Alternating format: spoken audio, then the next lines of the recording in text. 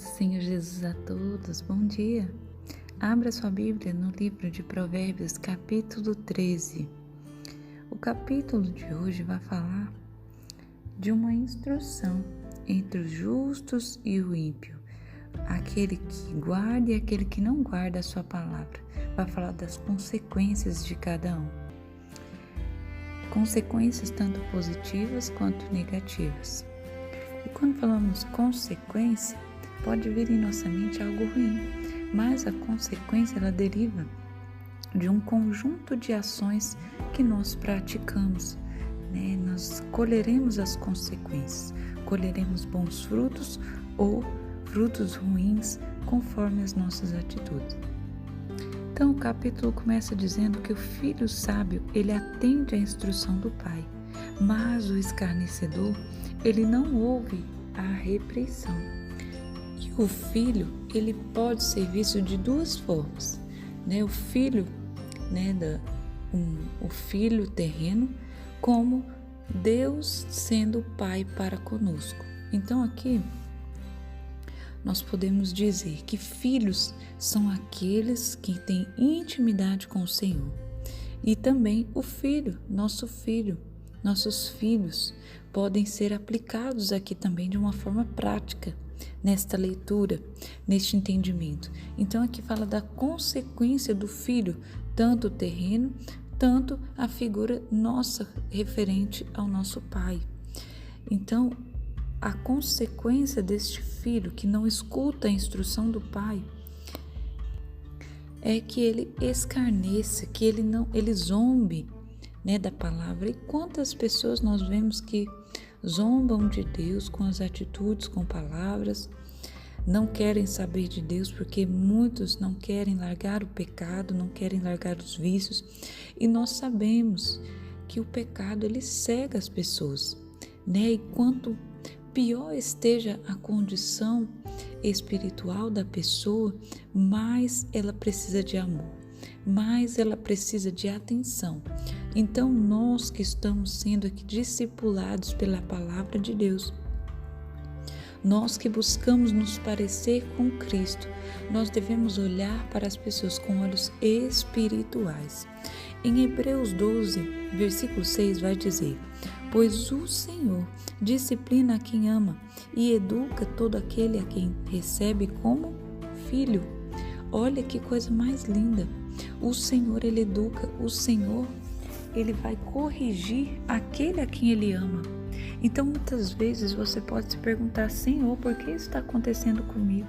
E eu te respondo nesta manhã, que é para que o seu caráter seja forjado em Cristo. Você precisa aprender nesta situação o que o Senhor quer te elevar de nível, o que você precisa melhorar. Outra instrução lá no versículo 24 vai falar: o que não faz uso da vara odeia seu filho, mas o que ama desde cedo castiga. Tem pessoas que são tão íntimas do Senhor, assim como era rei Davi, que quando Davi cai em pecado com Batseba, logo ressente, Deus já vai atrás de Davi, envia um profeta para ali demonstrar o erro de Davi, e ele logo se derrama na presença do Senhor em arrependimento. Então o pai, quando ele ama o filho, ele logo disciplina.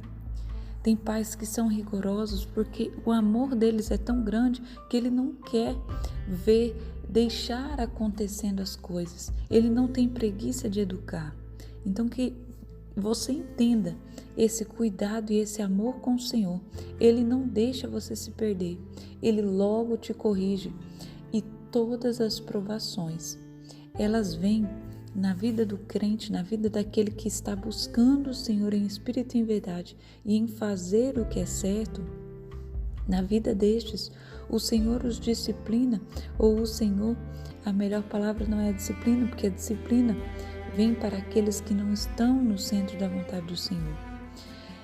Mas a provação na vida destes, como foi com Jesus, que foi provado antes de exercer o seu ministério, durante e até o fim do seu ministério foi provado. E nós nas provações temos o nosso caráter forjado em Cristo. Nós somos lapidados, nós vamos tirando a vaidade, nós vamos retirando toda a soberba, nós vamos retirando da nossa carne, da nossa natureza adâmica para nos parecer com a natureza de Cristo. Então as provações, ela tem essa conotação, ela tem esse objetivo de nos purificar. Então, toda vez que estiver passando por alguma prova, busque o propósito disso, busque com olhos espirituais, busque ver na sua pessoa o que precisa ser melhorado. Sonda-me, Senhor, e vê se há em mim caminho mau, como diz o salmista. Vê se há em mim o que eu preciso melhorar e que teu Espírito Santo venha me mostrar e que eu seja sensível a receber e a decidir por essa transformação. No versículo 3 vai falar que o que guarda a sua boca conserva a sua alma, mas o que abre muito os seus lábios se destrói. Então o silêncio é ouro, como dizem, né? E a língua, a boca, ela tem dois objetivos. Ela pode ser usada para duas coisas, ou para abençoar ou para amaldiçoar. Se as suas palavras, se a sua conversa não vem para edificar, é melhor que se cale, pois aqui está dizendo que aquele que muito abre a boca se destrói, porque às vezes nós podemos tomar caminhos no muito falar que não procede somente de bênçãos. Então que a gente venha refletir antes de falar, não sair disparando, palavras, porque nós podemos incorrer em pecados, nós podemos falar das pessoas. Então que a gente venha falar menos, pensar mais, para que nós não sejamos destruídos pela nossa língua. Vai dizer também nesses capítulos, versículo 7, algo muito forte. Há alguns que se fazem de ricos e não têm coisa nenhuma, e outros se fazem de pobres e têm muitas riquezas. Aqui não está falando do que a pessoa tem na terra, mas está refletindo aqui a condição espiritual em que ela se encontra, porque muitas pessoas só têm o dinheiro, e riqueza não é só dinheiro, riqueza está muito além de dinheiro, porque aqueles que estão em Cristo têm um Pai que é dono de todas as coisas. E como nós já falamos no devocional, Deus pode disciplinar alguém, entre aspas, abençoando com dinheiro. Então, muito cuidado com isso, porque muitas pessoas não vão ter mais a oportunidade de conhecer o Senhor, porque estão sob o juízo dele. Então, é muito mais difícil um rico se converter, um rico entrar no reino, como está escrito na palavra do Senhor. E em Mateus 19:24 vai dizer que é mais fácil passar um camelo pelo fundo de uma agulha do que um rico entrar no reino dos céus. Isso é muito forte, isso é muito triste, porque tem muitas pessoas que são ricas e elas acham que são abençoadas, que Deus está com elas. Elas estão proferindo o pecado, como muitos aí no mundo, como a cantora que propagava ali o adultério em suas músicas, que denegria a imagem das mulheres e rebaixavam as mulheres, se colocavam à disposição como um produto qualquer. Então, essas pessoas que são abundadas pelo dinheiro, elas acreditam que Deus está com elas, são iludidas por isso. Muitos não querem abdicar. Deus pode até falar com essas pessoas e essas pessoas não querem escutar. Elas não querem escutar a repreensão. Elas não querem, porque o dinheiro deixa elas cegas e elas preferem servir o dinheiro e não tem como servir a dois senhores. Então, para que nós entremos no reino, nós precisamos nos abdicar de muitas coisas que a carne deseja, né? Porque a carne é enganosa, a carne ela quer saciar ali o pecado, muitas vezes. E enquanto o Espírito, ele não age desta forma, né? O Espírito, ele age com paz, ele age com retidão em nossas vidas. O Espírito, ele nos deixa pessoas sensíveis ao próximo, às necessidades do próximo.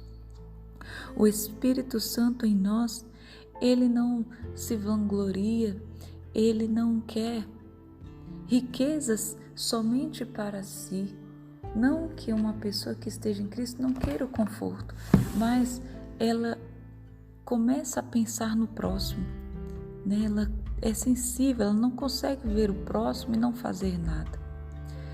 Então que sejamos pessoas mais sensíveis ao Espírito Santo, que não nos apeguemos com essas coisas, que você peça ao Espírito Santo para tirar essa posse de objetos, de coisas, né? Porque isso só atrapalha. Deus pode te dar coisas muito maiores, porém você está apegado a coisas tão pequenas, né? Deus, ele é o dono de tudo, mas nós nos incorremos neste erro. E nesta manhã eu profetizo sobre a sua vida um novo tempo espiritual. E no versículo 13 e 14, no 13 vai dizer que aquele que despreza a palavra perecerá, mas o que teme ao mandamento será galardoado. Galardoado refere-se a galardão. Galardão refere-se a recompensa. Recompensa refere-se a reino, né? E é diferente de salvação. Espero em algum devocional mais para frente, quando falarmos do tema, nós estarmos nos aprofundando na diferença entre reino e salvação. Salvação vem pela graça, mediante a fé, enquanto o galardão, enquanto o acesso ao reino, ele vem com nós nos esforçarmos. Ele vem por esforço. O reino é tomado por esforço, como está escrito na palavra. O reino pode ser por obras, pode ser pelas atitudes que você tem. É muito diferente, porque o reino, ele vem com as nossas ações aqui na terra. Enquanto estamos nesse corpo terreno, né, nessa casa terrestre, como está lá em 2 Coríntios capítulo 5, então o reino, ele é o camarote, né? Ele é aquele que poucos vão estar lá. Ele não é para todos. Então tem muitas pessoas que falam assim, é muito injusto, porque tem gente que fala que vai se converter quando estiver morrendo, né? Ou quer curtir a vida. Mas no reino milenar haverá disciplina. O reino será para filhos, será para aqueles que têm intimidade com Cristo. Então, Deus ama todos, mas Ele tem aqueles que são íntimos dele. Então, imagine você chegando no céu, né? E aí você vê que Jesus vai receber vocês. Como você gostaria de ser tratado por Ele? Muitos vão ter tanta intimidade com Jesus que vai chegar e vai conversar de uma forma diferente. Você vai ver, nossa, eles são muito, né, muito próximos mesmo. E enquanto alguns, Jesus vai, né, cumprimentar com amor, mas você vai ver que não tem tanta intimidade. Como você quer ser recebido por Jesus na eternidade? Eu quero ser recebida como melhores amigos, né? Eu quero ter mais e mais intimidade com Cristo. Então que nós aproveitemos essa oportunidade enquanto estamos neste corpo terrestre para termos esta intimidade com nosso Pai e com Jesus. Então é isso que eu deixo aqui para vocês, esta meditação de como você quer ser recebido por Jesus. Que as suas atitudes sejam pautadas na palavra do Senhor e que você nela tenha prazer, que que você sinta prazer, o mesmo prazer que eu tenho de cumprir a lei do Senhor, de agradar ao Senhor com as atitudes, com os pensamentos, que nós venhamos ser cada vez mais lapidados, porque essa busca ela é contínua, porque ao vencedor Ele dará o reino, ao que vencer até o fim, Ele dará todas essas coisas. Então que Deus te abençoe, que Ele faça resplandecer o rosto dele sobre ti e te dê a paz.